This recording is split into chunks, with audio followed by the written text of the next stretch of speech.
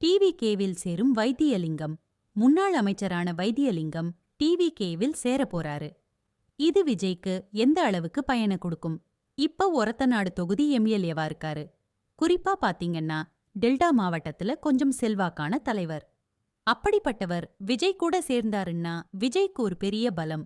ஏற்கனவே செங்கோட்டையன் அவர்கள் கொங்கு மண்டலத்துல சேர்ந்தது ஒரு பலம். இப்ப டெல்டா மாவட்டத்தில இருந்து இவர் சேர்றாரு. தொடர்ந்து அதிரடிகளை காட்டி வருகிறார் விஜய். விஜய்க்கு இருக்கக்கூடிய சங்கடம், அவருக்கு வலிமையான ஆட்கள் இல்லை. வேலுமணி, தங்கமணி, விஜயபாஸ்கர், வீரமணி இப்படி அதிமுகவுல இருக்கிறாங்க. திமுகவுல KN நேரு, R ராஜா, பொன்முடி, MRK, பன்னீர்செல்வம், ஏவா வேலு இப்படி இருக்கிறாங்க. அந்த ஒரு முகங்கள் விஜய்க்கு தேவைப்படும்.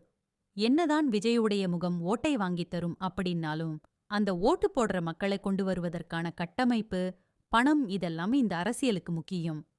தேர்தல்ல காசு இல்லாம ஜெயிக்க முடியாது. இன்னைக்கு இருக்கக்கூடிய சூழ்நிலையில நிலவரம் இதுதான். இதை சரியா தெரிஞ்சுகிட்ட விஜய் இந்த மாதிரியான ஒரு காய நகர்த்தல்ல ஈடுபட்டிருக்கிறார். வைத்தியலிங்கம் வந்தால் என்ன விஜய்க்கு பெரிய அட்வான்டேஜ்னு பார்த்தா, குறிப்பா வைத்தியலிங்கம் மட்டும் சேராமல் அங்க இருக்கக்கூடிய ஒன்றிய, நகர செயலாளர்கள் உட்பட ஒரு 1000 பேரை சேர்க்கப் போறாராம். குறிப்பா டிவிகே இளைஞர்களுடைய பலம் அதிகமாக இருந்தாலும் அனுபவ பலம் அதிகமாகும். இன்னொன்னு, கையில காசும் வச்சிருக்கிறார். போன தடவை மாசேகர் அப்படிங்கிற ஒருத்தர் அவரை எதிர்த்து நின்னார். அதிமுகவுல தோத்துட்டாரு. மாசேகர் டிடிவி தினகரன் கூட இருந்தவர். வைத்தியலிங்கத்தை வந்து தோற்கடிக்கணும்னா மாசேகரை வச்சு தோற்கடிக்கலாம் அப்படிங்கிற ஒரு முனைப்போடதான் எடப்பாடி கூட்டிட்டு வந்தார். ஆனா மாசேகரையே தோற்கடித்தவர் வைத்தியலிங்கம். இன்னைக்கு இருக்கக்கூடிய சூழ்நிலையில அதிமுகவும் அவர்கிட்ட பேச்சுவார்த்தை நடத்திட்டு இருக்கிறாங்க. திமுக வலுவா பேச்சுவார்த்தை நடத்துறாங்க.